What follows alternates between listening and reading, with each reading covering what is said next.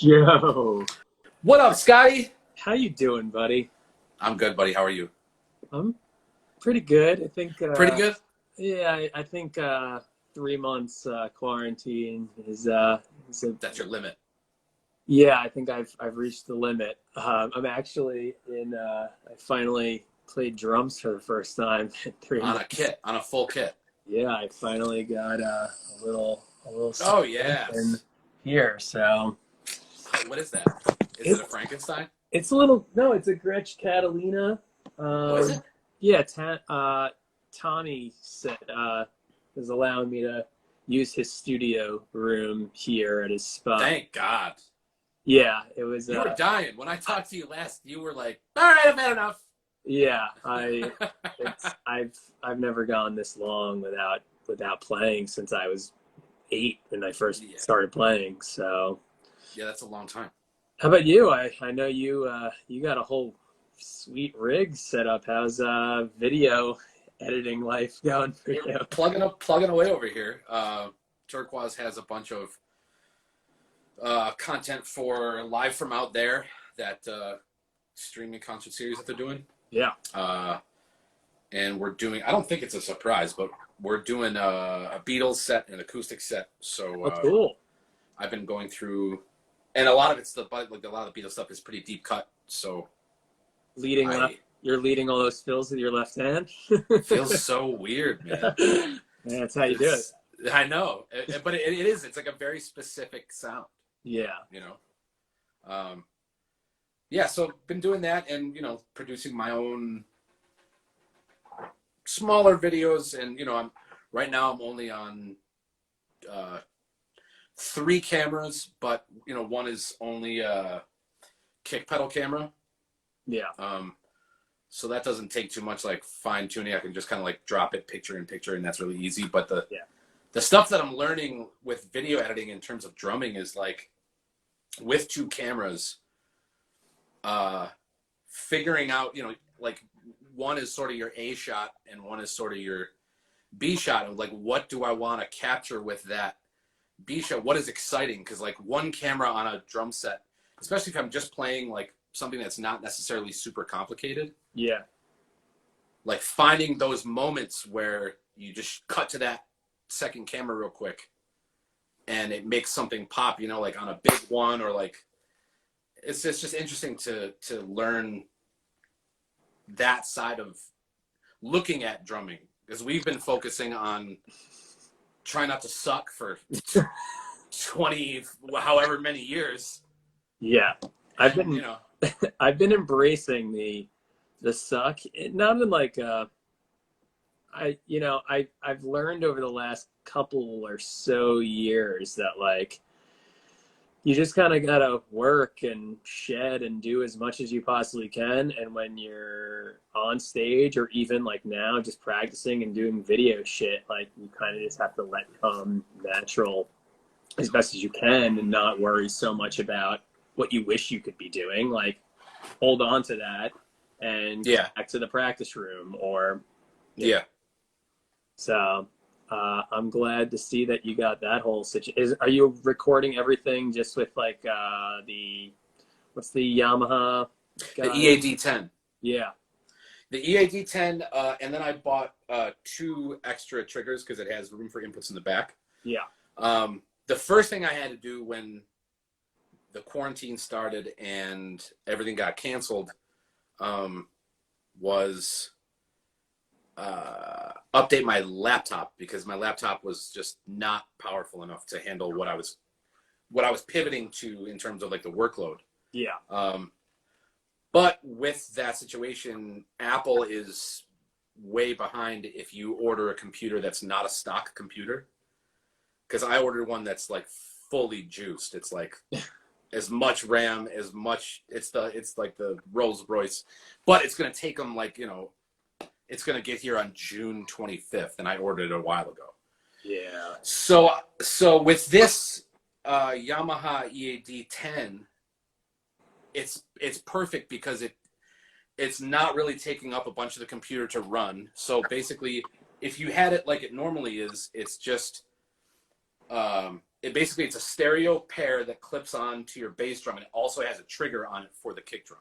Yeah, it's pretty sweet. I've done a little bit of research on it, so I'm aware. But I guess for anyone watching, yeah, it's an amazing. I mean, it's amazing what it does, and then the module itself and the customization options you have through that.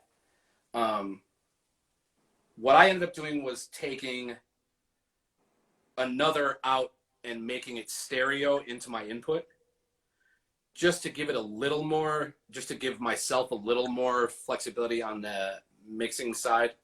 Yeah. And then adding 2 snare triggers just kind of widens the possibility of what I can do. So for now, it's great. Once my new computer comes and I can save a little money, I'm gonna buy a full mic package with a you know, proper preamps and learn to do that. I think it's good for me now to learn to do all this, because this is, for me, is sort of a new skill. This is nothing I really ever had to do or ever had an interest in doing before. I just love playing live, and I always just really appreciated my front of house guy, you know. Yeah. It's weird how this whole situation has just kind of changed everything, to realize that like relying on just playing live music is like, you need more than that. Like, let's say there's not a virus that is at risk of killing all these people. What happens if something happens to you and you can't play? Like, I've been thinking about that a lot more recently, the fact that like, if we break a hand or a foot or just about anything except for like maybe a pinky and some toes, like, we're kind of a game changer. Yeah. So learning to like be behind a computer and figure out the technological side of that, and even like recording, doing whatever you can, producing and getting better at, like, as drummers, we never want to like click in beats. We always want to play them, but say you need to, or there's that advantage of just adding electronic drums that you're not going to trigger in there. Like, it all comes super handy later on, and especially right now. And that's the one good thing about the situation, is it puts a lot in perspective and gives people the opportunity to try things they never did before, never had time to do, or financials aside, obviously that plays a role into it. All this gear it's kind of expensive, and when we lose the income of going out and playing shows, however often, it's that just goes it's just gone, and you're like, holy shit. It's like, where did my life go? I never took it for granted, but I definitely have a different perspective on how much this is like the most important thing in my life. You know? Absolutely. What do you miss most about it? The connection, like, on so many different levels. The connection with other musicians live, and that energy that exists, and the like millisecond thinking that happens where one person does this and it triggers a response in you or someone else. The feedback loop that is that.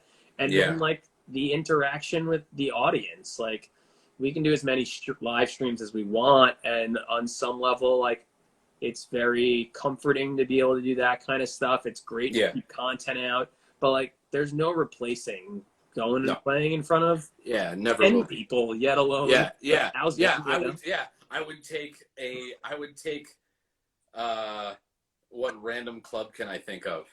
Let's think of where'd you used to play in is it Bishop's Lounge? No.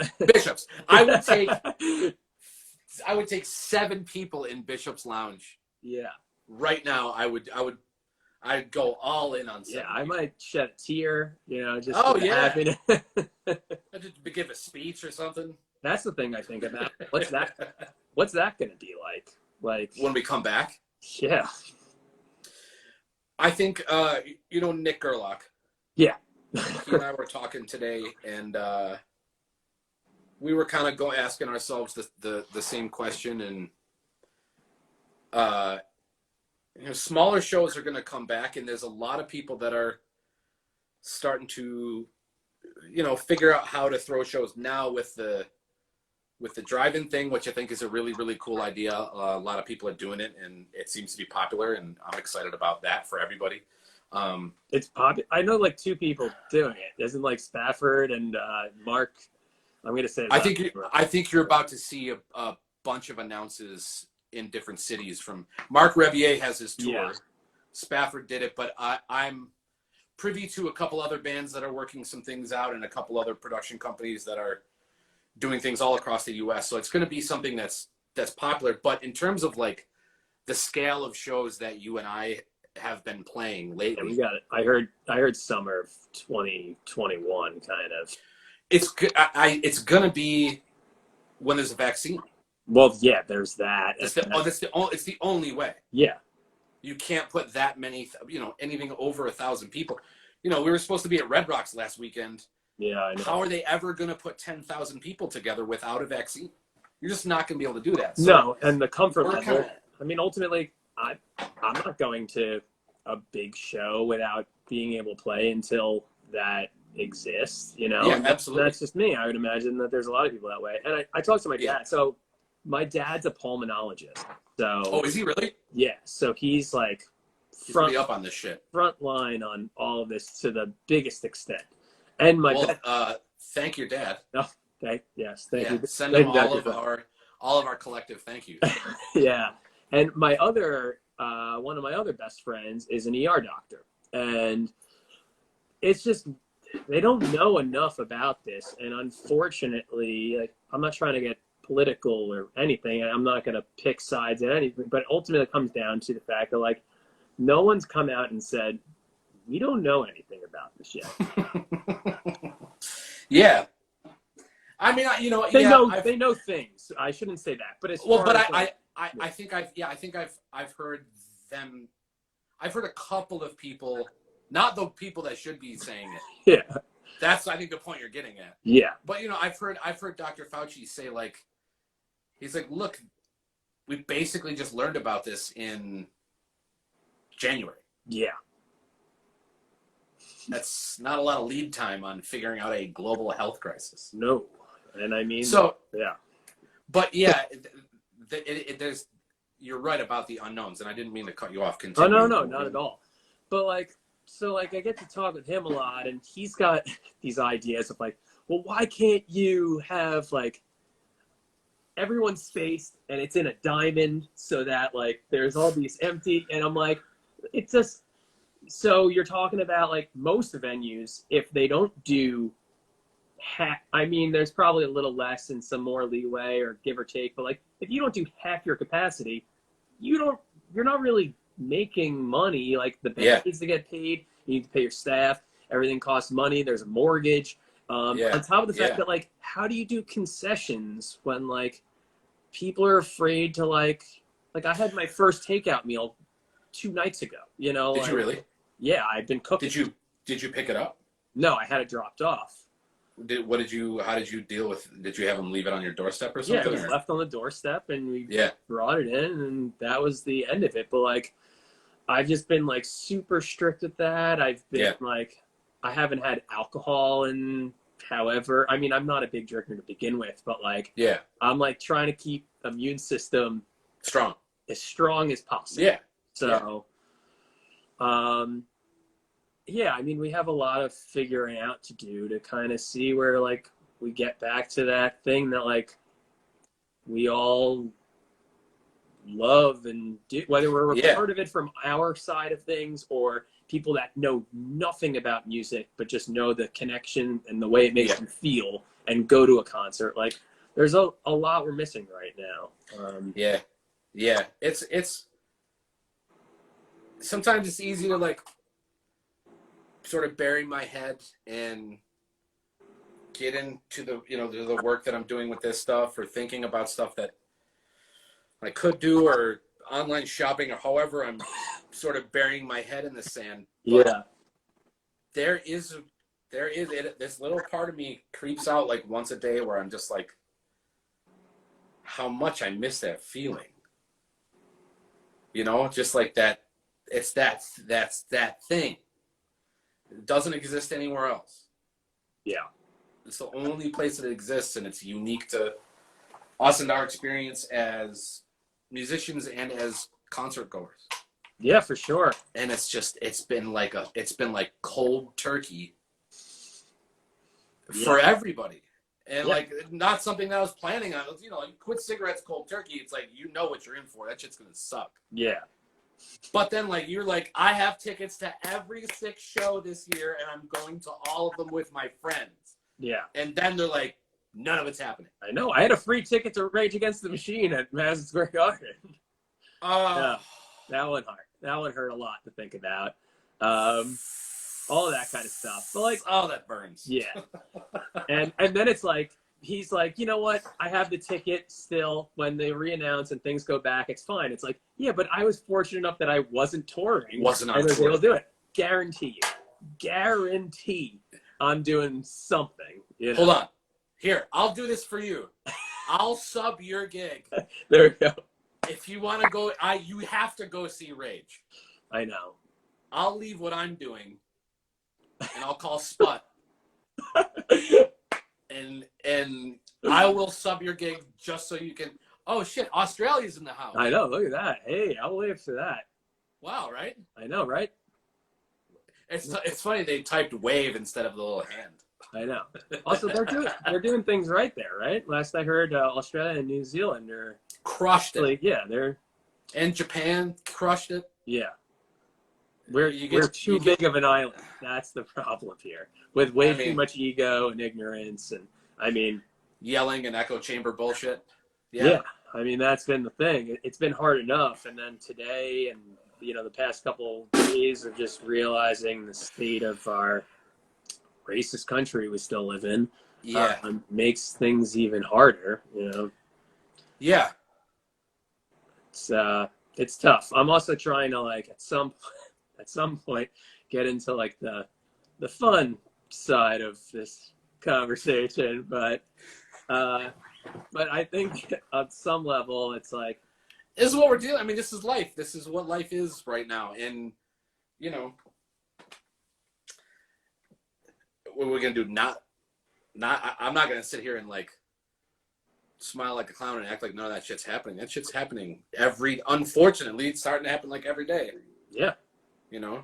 And we gotta do better. Yeah. Racism does suck, Jason Billingsley. Yeah. And what's up to Vietnam too? Look at that. Global. There's 7 people on live right now, and 2 of them are from the worldwide. Yeah, I know. But I mean, yeah, it's definitely putting into perspective the idea of why I got into this in the first place, which kind of leads me into talking about, so like, when did you first pick up drums, and more importantly, like, when did you realize like I want to, or I need to do this? I was 5 years old. I was a pots and pans kind of situation.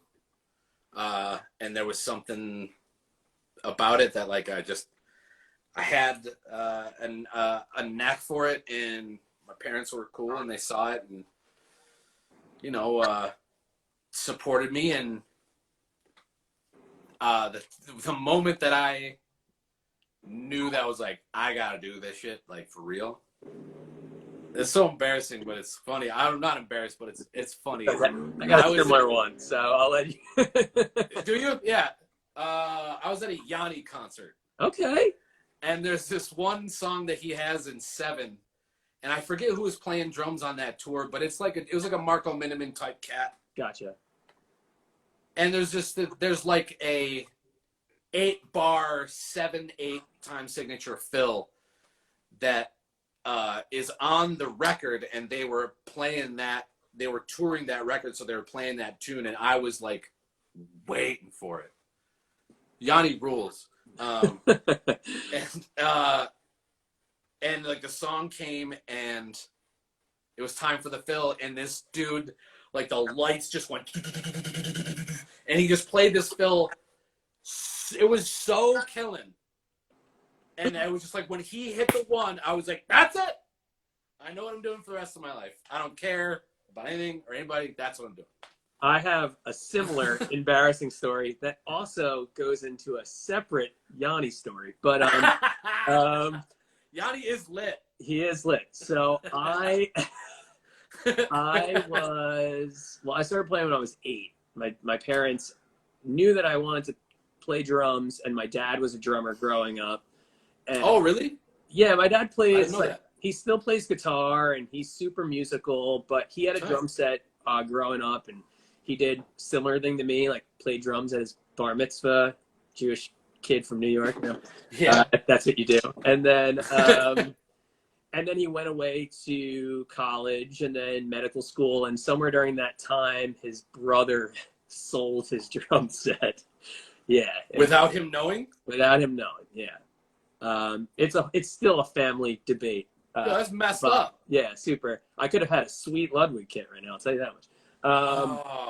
And so there was that. I had the drum set, did that whole thing, but knowing I really wanted to do it and kind of figure it out was a mixture of like performing for the first time. So that's an embarrassing story of that thing you do coming out and playing that thing you do at my talent show. Yeah, dude, I did the same. I wore a suit and the shades, and yeah. Yes. So sick. By the way, Danny Mayer, love what you up, too. Danny Mayer? Yeah. And so there was that situation, and then similar with like a musical thing. When NSYNC did the No Strings Attached tour, went to it.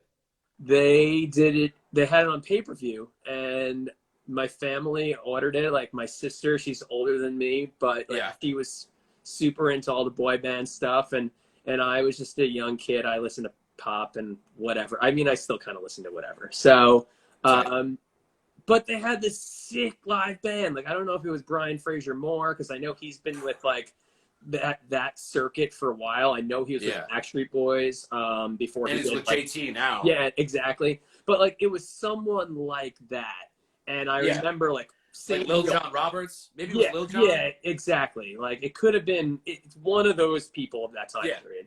And I remember being like, "Damn, you can do this! Like it's not just some produced track. They have a full band and this production and everything." And I was like, "I need to do that." Yeah. So I'm doing it, but cut to Yanni. So I'm in Greenhouse Lounge, and I decided that I wanted to be in like I wanted to do something different. It was like it was nothing personal with those guys or anything like that. I felt like I had to do something different, and I was at Electric Forest, not Electric Forest, Electric Zoo. To see some friends play and just to like check it out and to see like my favorite drum and bass group Noisia play. And it was like you'd hear about like some girl got raped in the parking lot or like 5 people OD'd and died and I was like, I don't want to be a part of this shit anymore. Like I'm done with this.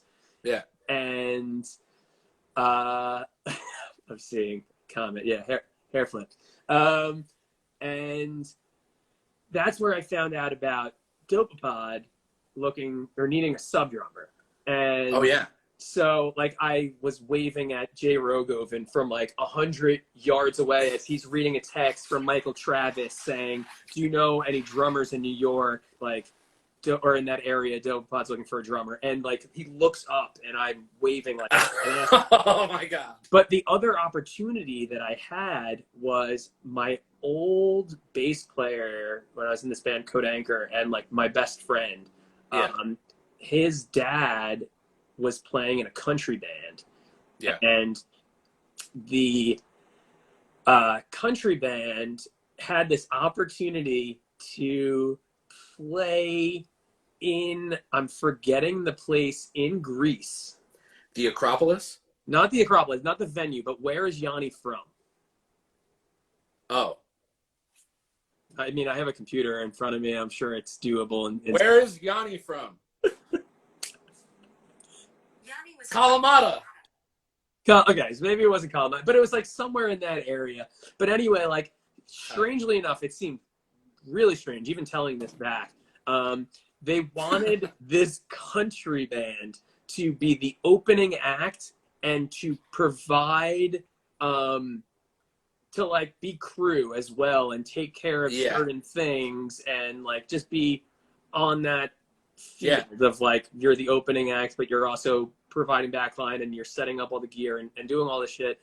And it was going to be around the United States on a bus. And then we were going to fly to Greece and do this big thing, opening for this Yanni tribute situation. And it ended up not being like the guy who was putting this together and like coercing us into doing that and courting us into it was just some scam artist. I don't know how you scam people into thinking like, hey, you're going to open up for Yanni. Like, I don't know what the point of the scam was. But that's so tight. But ultimately, it's like, okay, so I can like be a sub in this band. I don't know how long that'll last for or whatever. Or I could do this Yanni thing. Also, they were gonna pay like, it was like $10,000 a month or something. It was like, oh my god, stupid. I would do that. But I was like, this could be my, this is what even if I'm a sub, this could maybe lead to something else. Like, I feel like I have to do this. But that's my Yanni story. So we're both connected by Yanni. Yeah, all connected. Everything's connected by Yanni. That's cool. We have a relationship connection over a long, dark-haired Grecian piano player. Yeah. So how old are you when you go to the Yanni show?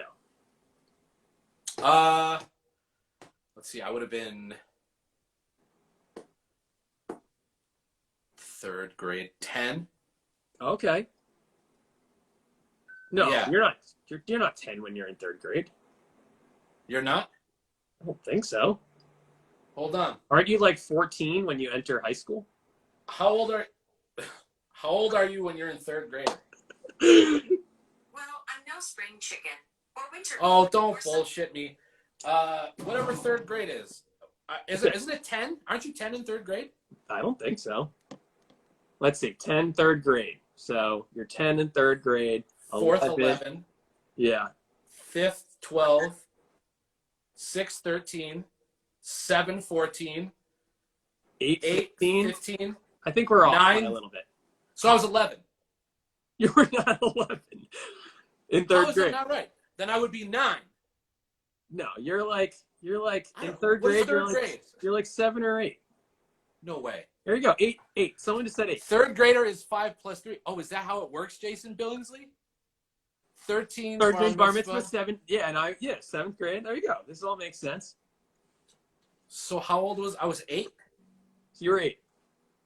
You were 8, and I got a drum set around the same time, 8, 9 years old. So you figured out you wanted to play drum for a living because of Yanni in 3rd grade. I got a drum set in 3rd grade. So another yeah. Yanni. Look at that. And thank you for correcting all of my shitty math, everybody. It's okay. We're just drummers here. We're supposed to be good at math. Yeah. There's, how do you know a stage level? Feel. Feels coming out of both sides of the drummer's mouth. Mostly feel. So when do you decide? So you're growing up. You're from Buffalo, right? Yeah, born and raised in Buffalo, New York. I wasn't sure if maybe it was like somewhere close by or. It's Amherst, Lockport, New York, but that's Buffalo. Buffalo. Okay. Yeah. So you decide you're gonna do this thing, and Berklee College of Music is the way to go. Do you do like summer program first, or do you? No, I was pretty heavily involved locally in music, and I didn't really have a lot of strong guidance at that younger age about a career in music. No one in my family had ever thought of doing anything like that. We had a family business that was in our business since the 40s. So that was pretty much the path for everybody. So I didn't really know about that until like my high school arts program. And by that time I had already sort of entrenched myself in people in Buffalo. And through that, like right after high school, I like right after graduation, the day after, I got a call from a big Dave Matthews tribute band that was based out of like the Western New York area, but was a national act called the Trippin' Billies. And, Okay. And subbed, and then took that gig and worked that gig for like a year and a half, and then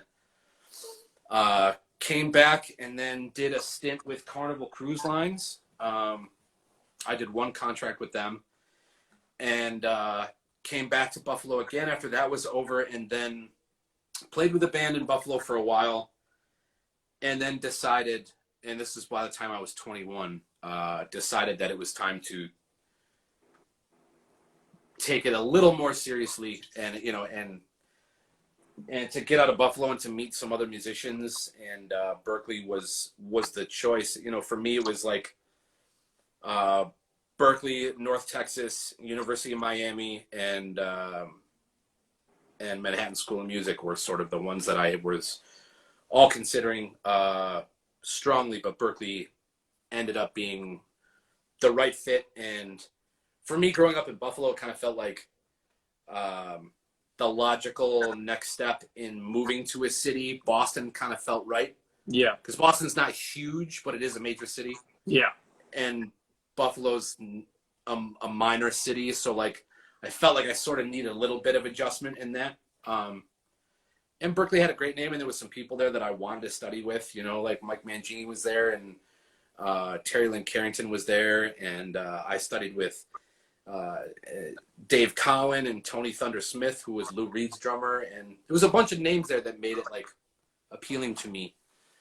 And obviously sitting here, that decision had a major effect on the rest. That's why we're talking right now. Yeah. Meeting Eli and Rob there, and all the Turkuaz crew, and most everyone that I'm friends with now, really, that was the right move. But what's funny is like once I got there, oh shit, sorry, I yanked my chain. They call you Thunderfoot, but you can clasp in my hand.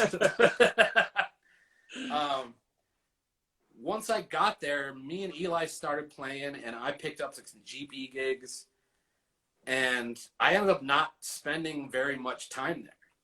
Yeah.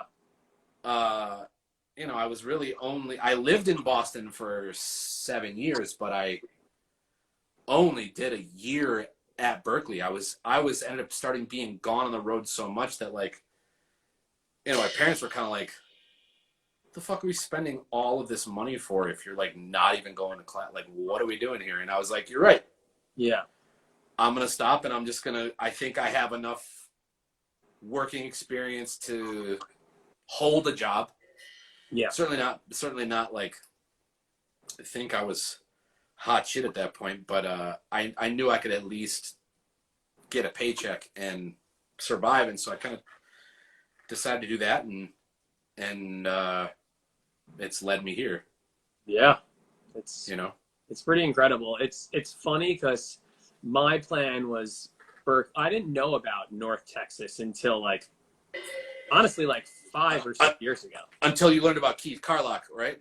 Keith Carlock. Snarky Puppy. And Snarky Puppy. I mean, that was like it's like, so these people all kind of went, well, Keith Carlock's a little different. I know he went there, and then the whole New York connection and whatnot, but with Snarky Puppy, it's very much like, these are all, it's like, same with Dobapa. It's like a Berkeley thing. Yeah, family. Yeah. But for me, it was like, okay, I'm going to go to Berkeley College of Music, or the only other option growing up like an hour outside New York on Long Island was that I could go to New School. I knew that there were some people there that if I even just wanted to do drum stuff and not go to school, that I could do like Drummers Collective. Yeah, that's right. Yeah. And various things. But ultimately, my parents before, like, you know, my dad's a pulmonologist, and my mom's a speech pathologist, a speech teacher for the New York State school system. So like, Yeah. they were pretty much like, if you can prove you can be a good student, you can go wherever you want, and like, Yeah. fine. And even though Berkeley's like 35 a year or whatever it is, Yeah. like, it wouldn't have been a problem. The problem is that I was a bit of a terrible student, and also I already had a drug problem by the time I was out of high school. I hear you, buddy. So they were like, you're not Yeah. going away to college. Do community college, and Yeah. if you prove yourself, then you can go wherever you want. Yeah. And within the first year of doing community college, I joined this band, and we were doing pretty well. And I was like, I'm just gonna drop out of school, and I'm gonna play. So at 19, I dropped out of school, and I went on the path. Yes. And ultimately, it led me, at least for a time period, in a Berkeley band. Yeah. So it's kind of funny how things We work. have so much in common, Scotty. Yeah. We Johnny, fucking third grade. That's wild, man. Yeah. It's super Really? wild. Yeah. So, I mean, so you're not doing Dope Pod anymore. You end up in Turkuaz. Like, how did all that kind of end up? I think that, you know, both groups were starting to work a bunch, and it was a decision of what's going to be, that we, you know, just can't continue on in both things. You were doing both at the Eli and I. Eli. were doing Okay, I both. knew. Okay. I mean, yeah, it was both bands, and you know, after a certain point, you know, someone's got to pick a road. Yeah. And you know, we picked the roads and split off, and I put everything I've had into Turkuaz since, you know, in terms of a serious original music situation. That's my big thing. That's what I do other stuff too, but like Turkuaz is my band, and it's our band, but that's like Turkuaz is what I've given at this point now 10 years of my life to, you know. Yeah. I mean, it's a lot of time. I mean, It's a lot of time. It's a third of my life. yeah. I mean, I've never been ever in a situation like that. I mean, I have a couple bands that like that band Kodaker I was talking about. Like, we had broken up, which kind of led me on my path of like, I was drum teching a bunch for like KJ Saka. Yeah. I think I knew that. Yeah. And for Dillinger Escape Plan, and like, if someone needed a drum set pretty much in the New York area, like, yeah, they had one. Yeah. And just making connections in that sort of way. And it honestly, like, I have to give a lot of credit to Saka, who like heard me play and was really supportive. And when he joined Pendulum, I was like, I guess I'm just going to be a drum tech, and I'm going to travel the world. Something I've always wanted to do, being a tech. And, you know, thankfully for him, like, we sat down at dinner one night before a show, and he was kind of like, I need someone who's got the experience of like unloading 18, you know, however Trailers. many 18 wheelers, every night. Yeah. And also, like, you know, I forgot how he worded it, but it was essentially like, you should be playing. You should be playing. To not be playing, and to be setting up people's drum sets every night. Yeah. Those are big words, especially from a dude like KJ, man. Yeah. And I started meeting all of these people, and I was already like pretty big as far as like going to jam band shows. I mean, I love all music, and I, you know, grew up with grunge stuff, and then Nine Inch Nails and all that had like it's like really what I learned how to play the drums to. But by high school, like, I was full on jam band hippie. I mean, I wore a drug rug. I had long hair. Yeah. I was, you know, like, I was full, dude, full. And when Code Anchor was going to separate because our guitarist is moving to California, he was like, listen, I want to move to California. We've been talking about it long enough. I'm going. If everyone wants to go, great. If not, this is what I need to do. Yeah. And ultimately it was like, we can find a new guitarist. But I was like, I'm seeing like the Disco Biscuits every weekend. And like, you know, Fish just got back together. And like all these, like, I should probably be playing in a band that's catered more to like the dancier side of jam rock. Yes. Yeah. And that was like how I started doing Sonic Spank and then meeting all these other people. And like, it's just been like one thing after another leading down the path. Once you're in this thing, and if you work hard, you know, you're going to have your ups and downs. And I think for both of us, we've had brutal ups and downs. 100%. Well, brutal downs and really high highs. Yeah. But like, ultimately, if your heart is in it and you work your ass off, like, people are going to see that and you will find something and you will continue. It's just going to take some time. Yes. But I've always been the new guy. Like, Ghostlight's the first band that like I've been at from the start and hopefully, of the band. And hopefully till the end. Till the end. Yeah, exactly. But otherwise, I've always been the new guy, and there's something about it that's like, you know, I felt a lot of pressure with the Dope Pod situation. It was like, I looked up to and really admired you as a drummer.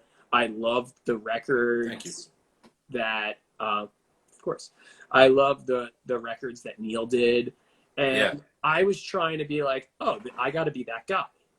And realistically, what I needed to be was myself playing those songs that are written. There's written parts that you follow, but like, even in the improv, it was very much like I felt like I'm supposed to be this funk drummer or do this or that. And it's like, I can do that, but I'm not really that. Yeah, it's not you. It's not your voice. And I should have just found out in the beginning, you know, obviously there's a lot of reasons why I'm not in the band anymore. It's not just this. But I did learn out of that experience that, like, be yourself. If you're meant to be it, then that's awesome. And all that you need to be is yourself.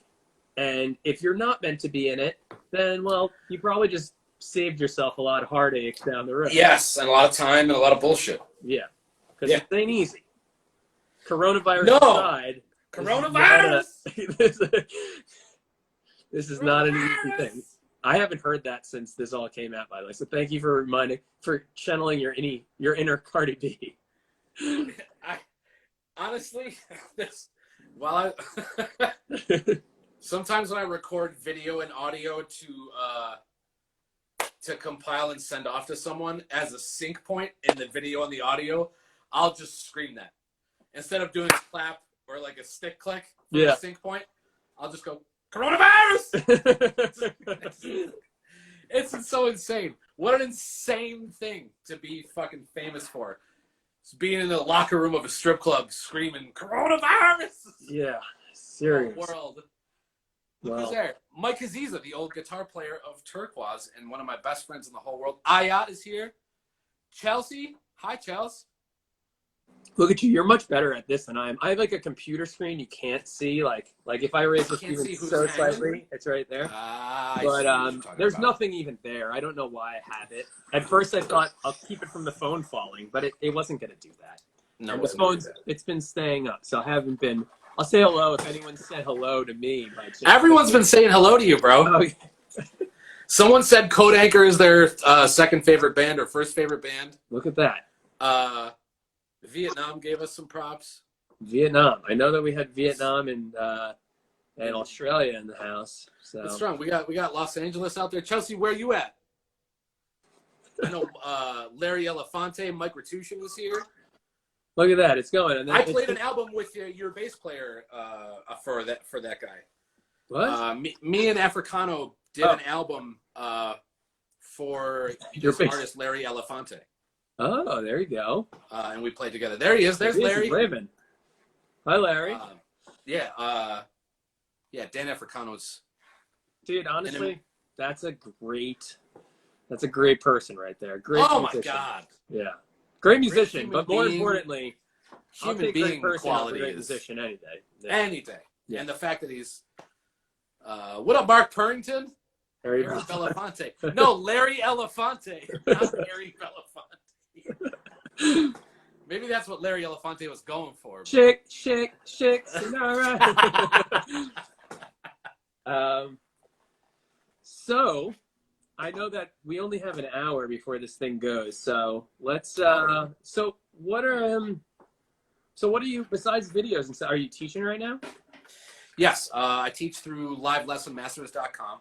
There you go. And I have taught before that, so sort of kind of trying to corral everyone into the live lesson system because it's super easy, and if you're interested in anything else other than drums, there's like so many resources on that website. It's really cool. It's livelessonmasters.com. I mean, you can study like dance and cooking and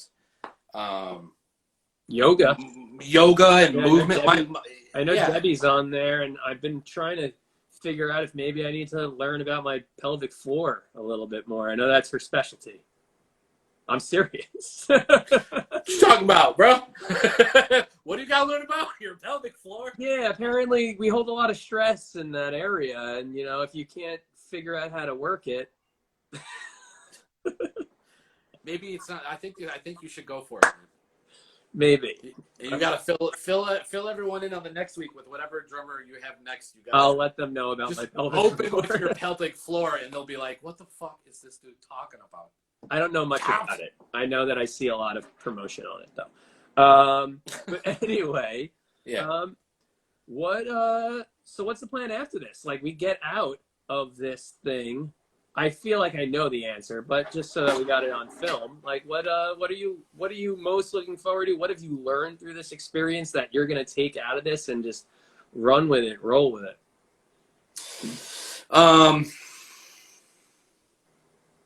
I think right when this started happening, I had the instinct of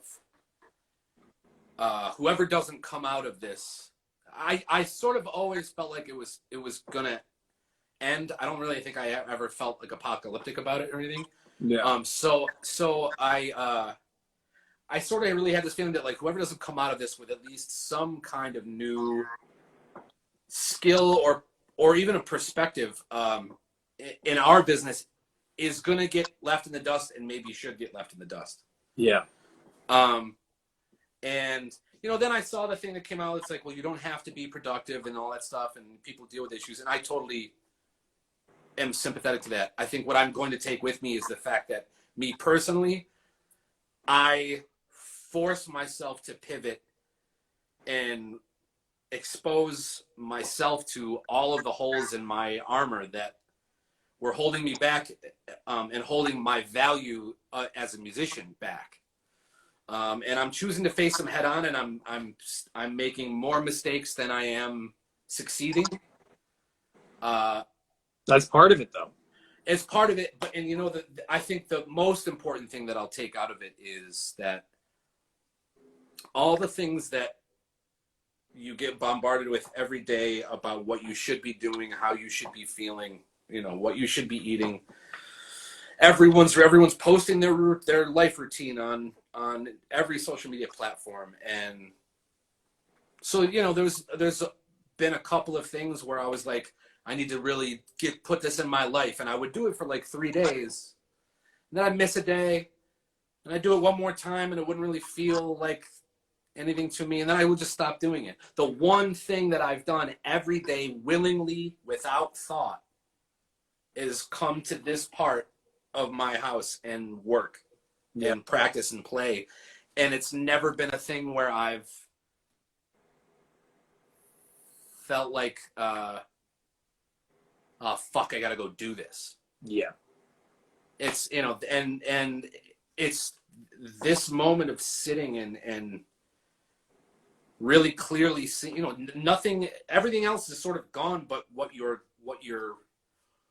core life is, all the stuff that would distract us, and like all that stuff got pulled away. And so everyone's got to everyone has been sort of forced to take a real look at like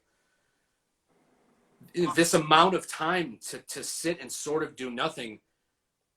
You're having a lot of inner dialogue. Everybody is. A ton of inner dialogue. And you're forced to like see some. If you're not getting smashed every night, you're forced to see some shit. And the fact that like my drums have never left me, and I've never ever thought of leaving the drums, is the thing that when I leave this and I can willingly go back to work and play them, I think I'm going to continue this sort of like love affair with this music that like I sort of needed to have rekindled, you know? Yeah. Like you said, like you know, this is the longest you've been away from a drum set in your life. It's miserable. I was honestly absolutely miserable. You miss it's like not being with your lover for 3 months. Yeah. You know, missing someone that you love and miss. I realized just how. I mean, I kind of already knew that. I think we all did, even no matter what. But like, sure, how important this really was to me. How much yes. my life was not set up for a situation like this. Living in an apartment in Philly, not having my drum set. Yeah. Besides the not being able to tour aspect, the things that I can't just be reliant on touring, that like there's no reason for me not to teach, that I love teaching and to continue doing that. Like that's been holding me up this entire time. Like at least I have my pad and my sticks where like yes. I can work on certain things. I can't fully express my emotion and like the frustration. Artistically. Even just like a hi-hat. Like my kick drum, I could do something with that foot. But like the expressiveness of opening up and playing a hi-hat and not having that, I was like, I never thought so much of like, oh, well that, because with how much we play and are out on the road, like I didn't need a drum set in my house. In fact, sometimes it was kind of nice to just like to not play a drum. And like that was a struggle years ago, was the concept of like, am I a bad musician? I'll tell you that, buddy.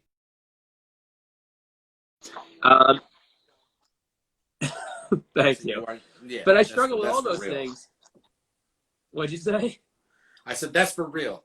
Oh, well, thank you, buddy. I appreciate it. I know we had a very special moment on Jam Cruise where there was holding. When we can hold each other again, I'm excited to hold you, buddy. I'm excited to hold you too, my man. But yeah, I think a lot of people have to realize sometimes you got to organize a lot of things in your life. You don't have the time to do that. Well, now you have the time to do that. Yeah. Sometimes, but don't feel stressed about it too, because like you have to keep your mind, realize that you're entitled to, you know, be going through a tough time anytime, no matter what anyone says, but especially right now. And also just that, like, you know, I needed to clean up some like clutter and various things. I had like a bunch of various Facebook, like I had a personal page, and then I had a personal page that like I let all my fans and people go on, and then I was like, well, everyone's just going there. Why am I having that when most of it's just fans? Like, so I think it might be done now at this point, but like I now just have like my life where I can enjoy Facebook again without seeing like a million people I don't know posting about how Trump's doing a great job and or you know, or vaccines are terrible and all this crap, that it's like my friends, everyone's entitled to have their opinion, and I can at least have a conversation with a friend. It doesn't even have to be a debate per se. It can just hearing people's perspectives. And I needed to get away from that. So I got that out. I've been doing some video work of like promoting and doing the new duo project that I have with and getting like mixing down music and cutting it up and doing all these things that like revisiting Ableton files that have just been sitting unfinished or doing whatever, and getting it on Splice and sending it to people to collaborate in whatever way I possibly can. Like all of these things that, like you're saying, like if you can't get out of this situation without figuring out life shit a little bit better, or trying something new you've always wanted to do, whatever sort of hobby or whatever, or just becoming a better person, you know, reaching out to the people you love and telling them that, and like not getting caught up in like the regular bullshit that exists in life. And once again, it's totally fine. But like, if you can't do that shit now and come together and try and talk and be there for those people, like you're not going to be able to do that when you get out of this. Like, so I totally agree. You know, just kind of getting rid of clutter and revamping. Yeah, dude, blow it out. Yeah. Just blow out the pipes. Yeah. It's a good feeling. Yeah. Well, buddy, I love you, and I wish you the best of luck in the continuation of this quarantine. Hopefully, I know we're a ways from a vaccine, but my dad says that if we can get some antivirals going, which aren't Now we're far talking. away, that at least we can treat the shittiness out there if herd immunity and various things won't do it naturally. So, yeah. Oh, I'm hopeful and positive, and I love you too, and I miss you, and I definitely miss being around your lightheartedness. There's been a lot of heavy-heartedness, and I enjoy your lightheartedness. well, thank you, buddy. I appreciate that. Yeah, and thank you for having me on here. Who's next week, dude? Next week Next week on the midweek drummer hang. Next 8 week, p.m. Wednesdays. yes, is Eastern Standard Time is going to be next week, which I was going to announce right after this, but I'm probably just going to announce at the end of each of these anyway. Is going to be Mr. Mike Greenfield from Lotus. Oh yeah. And I've got Awesome. some really interesting people as well. Lots of good friends and people within our community. But as this thing grows, it's going to expand outside of just the jam band, whatever you want to call it. You thinking podcast? You feeling podcast coming? The podcast was started. That was the thing. Was like, Yeah. That's why I needed to have you first, because we were supposed to do the podcast on Jam Cruise, but Jam Cruise is it's the tough thing. It's a different beast. But I had already done one with Alan O'Quinn from the Disco Biscuits. Oh, yeah. And I did one on Jam Cruise with Mike Greenfield, and I felt like I'm sure I can edit around and add some stipulations that they were done a while ago. But like I was trying to rack up a backlog of content. Backlog so that I could Yeah. release and continue to release. And I didn't get the backlog, so it's kind of been held off. I figured this is my way of doing it now. This is exciting. I like this. This is fun. Live into the world. So. Yeah, and you get to say hi to Miranda Louise and all the other friends that are here with us. I know. Look at that in Australia and Vietnam. Yeah, look at that. We're just global conversations here. Dude. I know. It's We're pretty. doing big things, Scotty. Big things. My parents are going to be so proud. They are proud. Although they're not on Instagram. That's a young person's thing. Oh, I guess TikTok is the new young person's thing. TikTok is insanity. Dude. If that's any indication of where we're headed as a nation, I don't know. I think we hit we're old. We're older now. That's really. Is that is that what's going on here? Because I saw some shit today that would just blow your wig off, man. I couldn't even believe it. Pitar, what up, Pitar? Pitar from Corey Wong's band, great drummer. Oh yeah, great drummer. Sending Minneapolis love to you. Yeah, seriously, big buddy. Minneapolis love to Pitar and all your family out there, man. For Good sure. to see you, bro. Yeah. I met him briefly at he might not even remember this, but briefly at Beanstalk like 2 or so years ago. With and we're on Corey? the same family. What up 1111 group? Gotta send the love. Well, 1111. It's giving me the warning of a minute and a half left. Oh, and Bob and weave for that last minute and a half, baby. So at this point, I bid you farewell and Thank you, buddy. Thank you. best for of having me. luck out there. I appreciate you doing this, buddy. Much Thank you for having love, and Yeah, you too. I'll talk to you soon. Yeah, we'll keep in touch. All right. All right, Peace. buddy. Ciao. To everyone else on here, if you didn't hear, I will be doing this every Wednesday, 8 p.m. Eastern Standard Time. Next week's guest is going to be Michael Greenfield from Lotus, one of the sweetest people out there. And tune in, and I will talk to you soon. Stay safe, love one another, take care of each other. Positive vibes.